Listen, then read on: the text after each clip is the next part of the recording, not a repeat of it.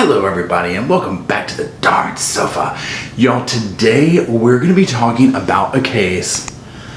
Y'all, there are so many twists and turns and rabbit holes and plot twists. I mean, you name it, this case has it, and at the center of it is an incredible, tragic loss of life. The case that we're going to be talking about today is about the Murdaugh family. Now, this is a very prominent South Carolina family, generation after generation of lawyers in the family. They run a very prominent firm. They are very big in that community. Now, if you're watching this, you probably already know about this case, and we're going to be talking about mostly the immediate family that stuff is going on with and that all this tragedy has happened to.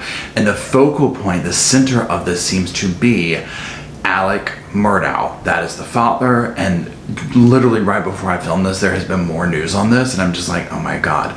That being said, y'all, there's no way I could cover this in one video. So if this is something that you want to hear me dive deeper into certain aspects, I will definitely be doing updates along the way, because this is literally not going away. And at the time of this recording, there have been no charges. No one has been officially alleged to have done the things that happened to Paul and his mother, Maggie. So this is going to keep going. So all that being said, you're going to need to buckle your damn sofa seatbelt, because this one is going to be a crazy ride. Now, before we jump into all of this tea spillage on this case, if you like scary movies, if you like movie reviews, if you like story times, if you want to see all three combined into one, then consider joining my other channel. It's called A Slice, A Spice, and a Dice Movie Reviews, and it's free. It's a new channel. Give it a shot. I put things up there and review movies as I see them, and I have a huge fascination with horror films, and so that's what you can expect to find there. Now, also, if you want to see more of me, you want to consider joining the channel membership or Patreon, you will find many more videos there. A lot of them are, Florida Man kind of videos, more comedic stuff, absurd criminals, stupid criminals, that type thing.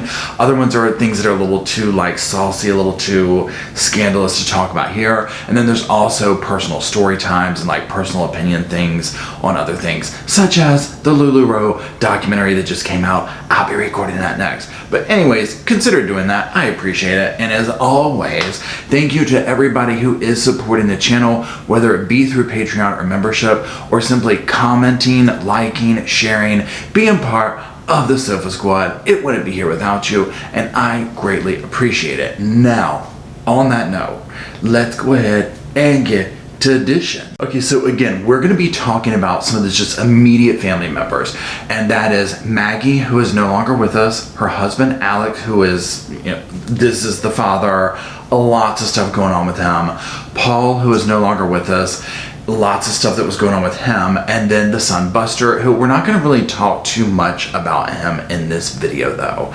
Now, here's the thing, like I said in the introduction, there is a long generational history of being in the law, being the law, as some might describe them in that area. So what I want to do first is kind of just paint a picture of where this family came from and how they arrived at being this powerhouse today. Okay, so Alex's great-grandfather started the family law firm back in 1910, so we're going way back here. Now, clearly, he was doing well at this. This was something that was really good for him.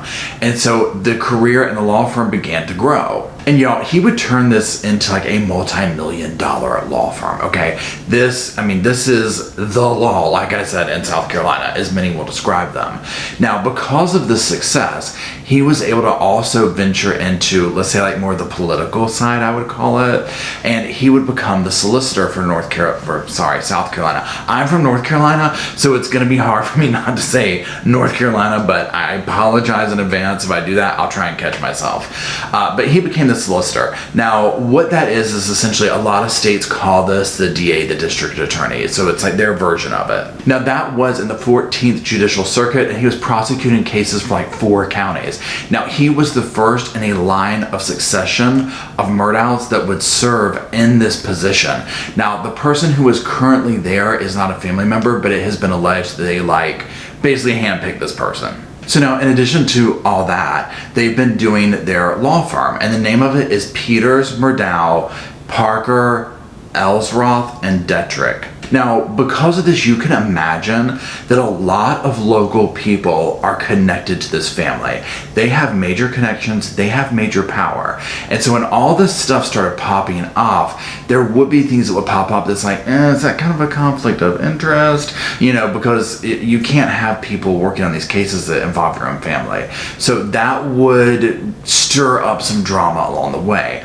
Also, regardless, literally, whether you're connected to them in that type of way or not, like, everybody knows this family, okay? This is not like some huge major city. So it's like that family name has tentacles that reach wide and far. Okay, so all that being said, and again, I'll reiterate, that is like a superficial scratch on the surface right there of the backstory to all of that. Again, if you want to hear me go deeper into some of those dynamics, let me know in the comment section. But we're going to focus the lens a little bit more into the people who have been directly in the headlines. And we're going to start really looking at the immediate family. Again, Alex, him and his son Buster are the only two surviving family members, and that's barely because of what recently happened with Alex. Now, here's the other thing though, and again, I'm gonna have to say this, a lot of this is allegedly, this is my opinion on a lot of things because no formal charges have come up, but to me, I'm like, this always keeps circling back to Alex. So let's talk about him for a second. Now, when I went to the family's website, to the website I just described, it was up for a hot minute, but then it was taken down. Now, in the meantime, I had like copy and pasted the little blurb about him. So I just want to read that real quick, because one thing I saw on this website is the tradition of his brothers, you know, this whole thing of like, we all go to USC, we all get our law, you know, degree. We all are working at this, you know, firm, that kind of thing. And that just paints a picture to help better understand the level of scandal that is rocking this family. So Richard Alexander Alex Murdaugh was born and raised in Hampton County and is a 1986 graduate of Wade Hampton High School. He received a Bachelor of Arts in Political Science from the University of South Carolina in 1990, a Juris Doctorate degree in 1994 from the University of South Carolina School of Law, and he was admitted to the South Carolina Bar in 1994. He represents injured persons in all areas of personal injury law, including trucking cases, products liability, and wrongful death. He also serves as a part-time prosecutor for the 14th Judicial Circuit. Now, Alex and Maggie, they met. She was a sorority girl. She met Alex at college. They married in the late 80s and started their life together. So again, looking on the surface level of this family and whatnot, it would look like, wow, they have it all, you know, everything's just going so wonderful for them. But oftentimes in families and scenarios like this, there's a lot beneath the surface when you start to scratch. And when you scratch beneath the surface of this situation, there's a whole bunch of weird stuff going on. So let's talk about the night of the tragedy that took Maggie and her son Paul's life. So the family has a 1,700 plus acre hunting lodge. Yo, that is an insane amount of property, okay? So it's huge, it's very woodsy. I'm gonna probably put some pictures up here of it so you can get an idea. And there's different, you know, buildings on it and whatnot. So they have some dog kennels on there. So let's break down like the timeline of events on that evening or whatever. So June 7th in the evening time, Maggie and her son Paul were found with fatal bullet wounds. Now, 2 different guns, I believe it is at this point, were used in that, which is kind of odd.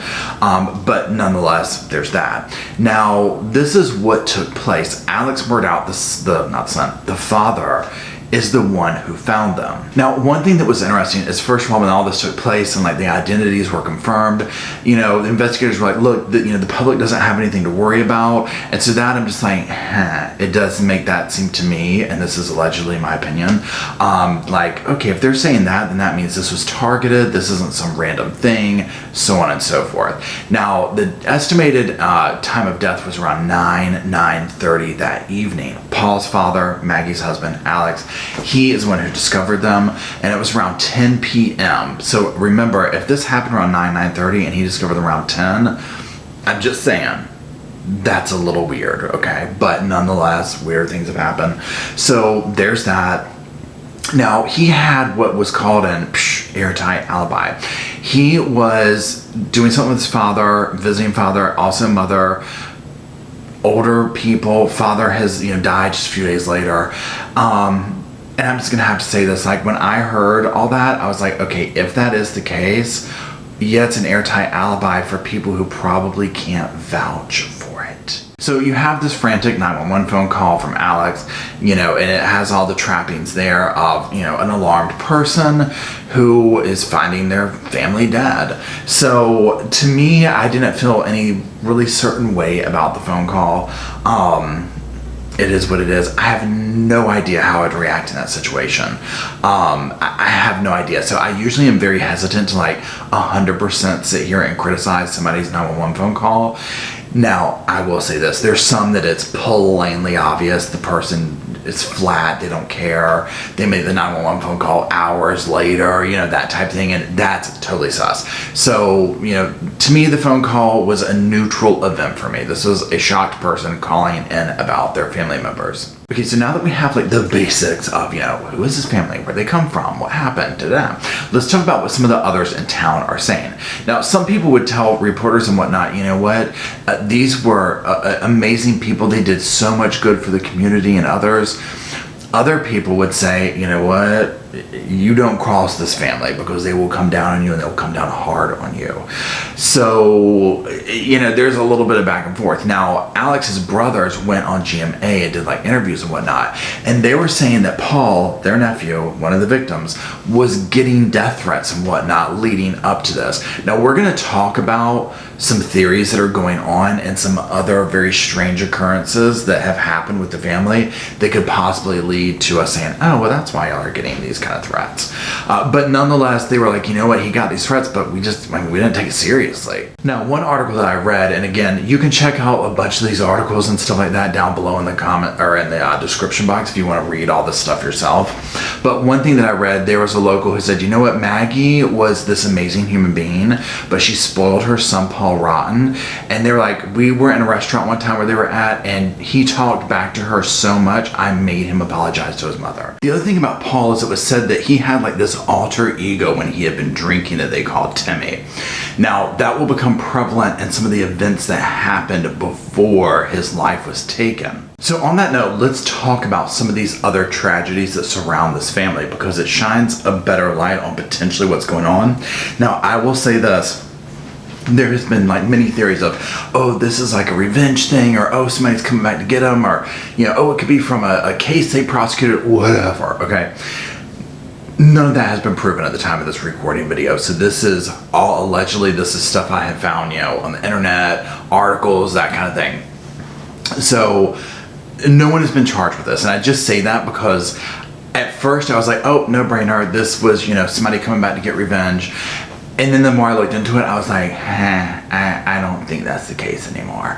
I think that this circles back to somebody who we've already described it being at the center of all this. I'm curious what you think though. But regardless, the first person we're going to talk about is Mallory Beach. So in February of 2019, Mallory would tragically lose her life when she was in a boat that Paul was driving and allegedly crashed into a bridge. Now, this whole event took place. They were in a boat.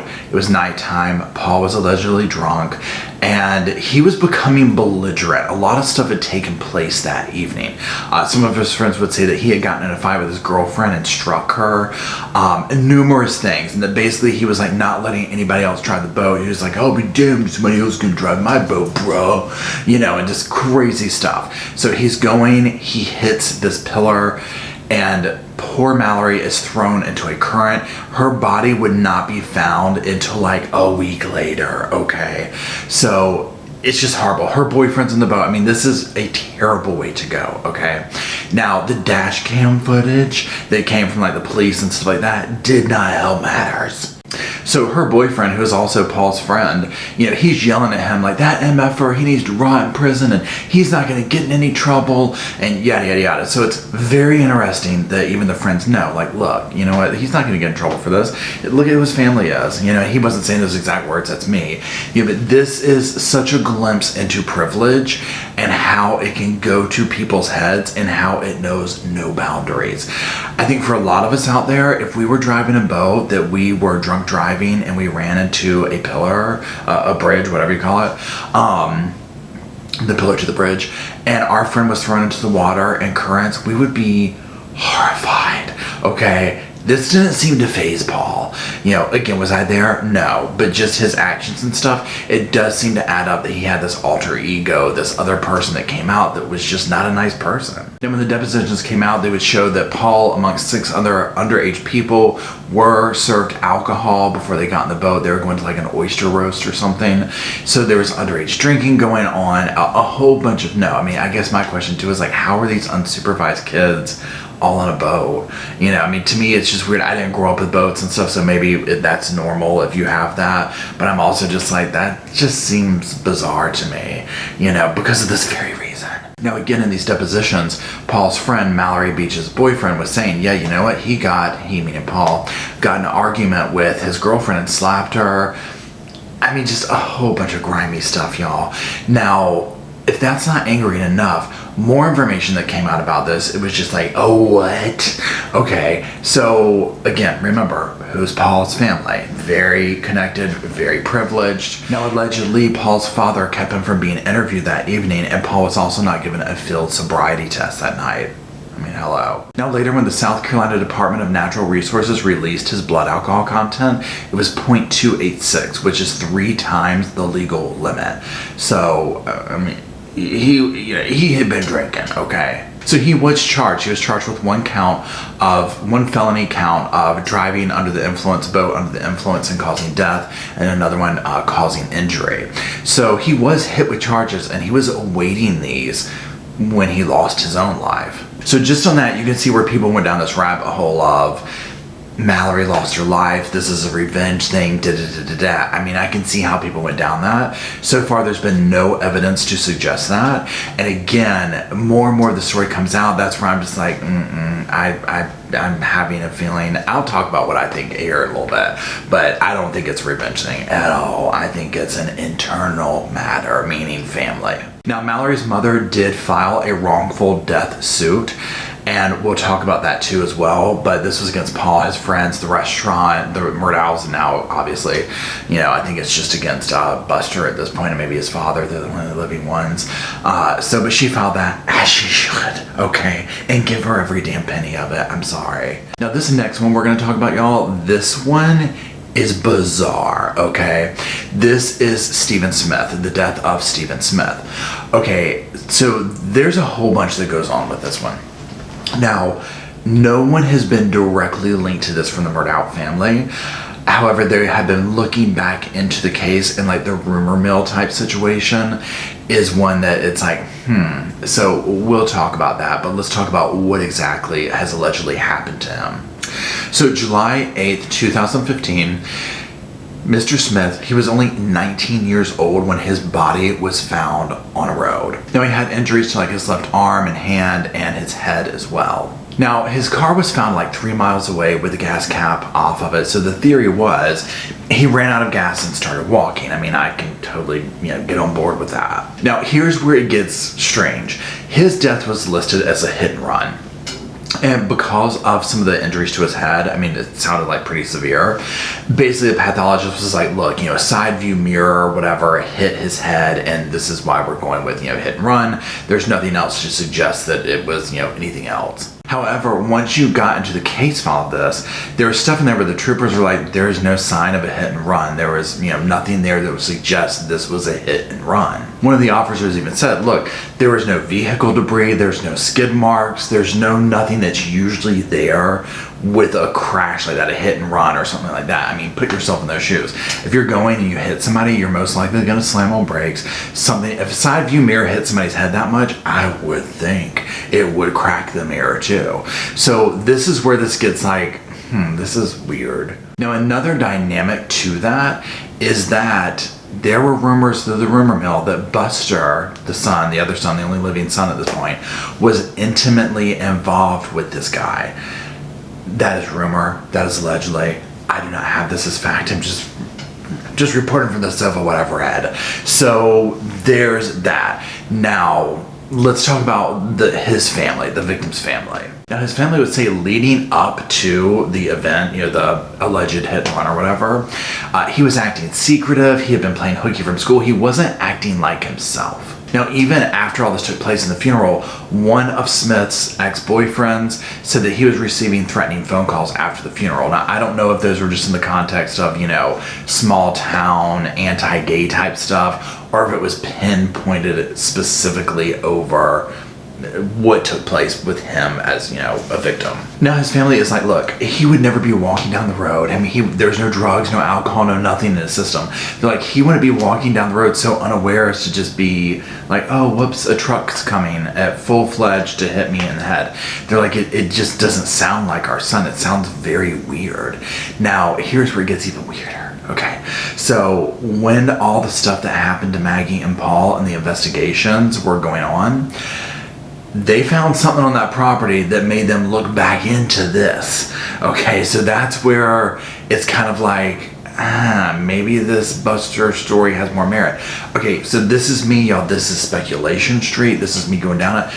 This is my thought. I was like, what if somebody was driving down the road and they saw him, they knew who it was, they circled back maybe, they had a baseball bat and they killed him. I mean, literally, that's just what I'm thinking. There's nothing to suggest that happened, but it's a vibe that I got. I would also wonder if they would find splinters if that was the case. It might not be a baseball bat. I don't know. But the hit and run thing just does not sound accurate to me at all. I feel like there would have been other evidence. It definitely sounds like there's something weird going on here. And again, there just seems to be some kind of weird tie back to this family. Okay, let's talk about the next mysterious death surrounding this family, and that's of Gloria Satterfield. Now, Gloria, she's 57 years old. She lost her life in 2018, and this was due to like a trip and fall in Hampton County.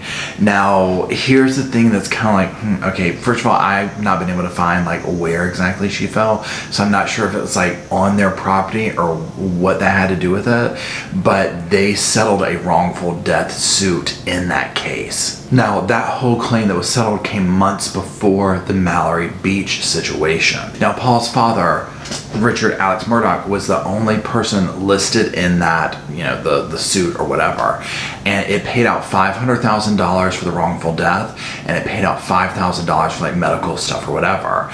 It did not say where that took place or whatever, where the fall happened or whatever. So it's weird that it had to do with, he's the only person listed on there. I mean, they paid it out.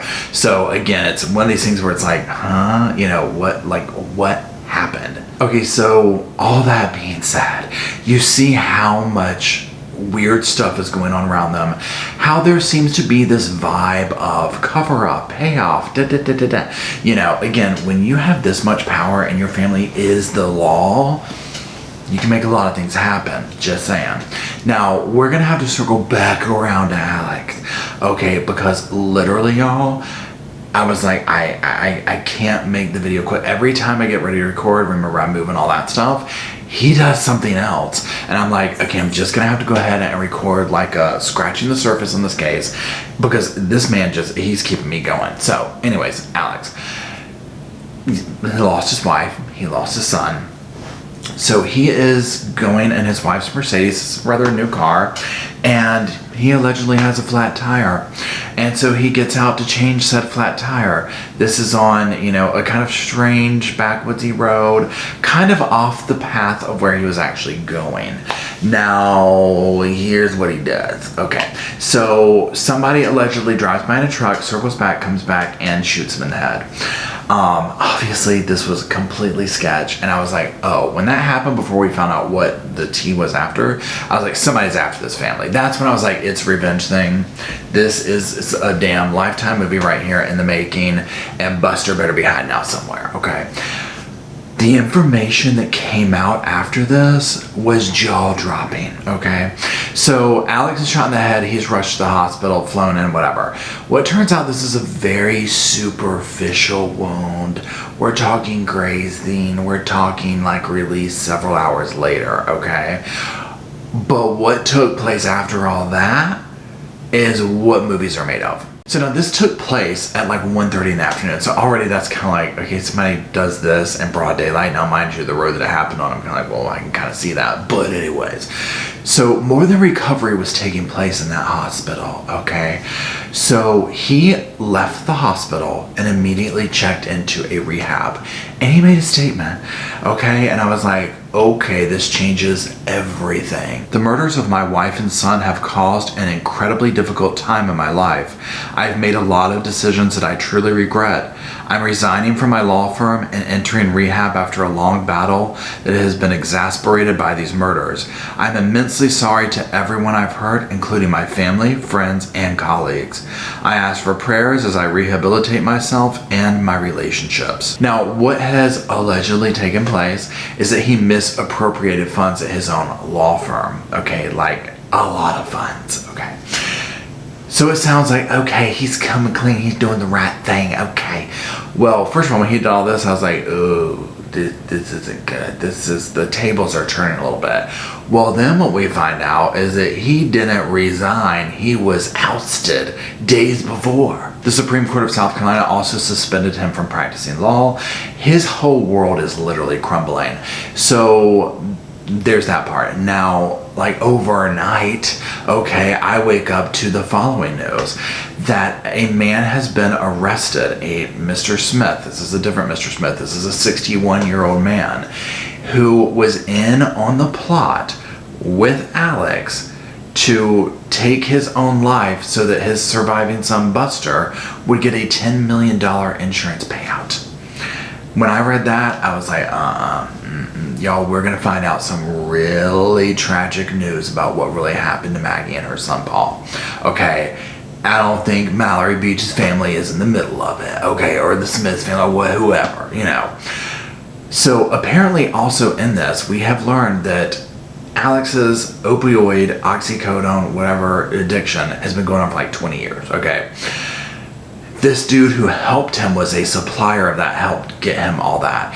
So apparently this whole being in debt over all these illegal drugs, so on and so forth, has been going on for a while. Now, this whole thing with his law firm, that was like to the tune of $1 million. I don't know if they found even more evidence or what, but you already know, okay?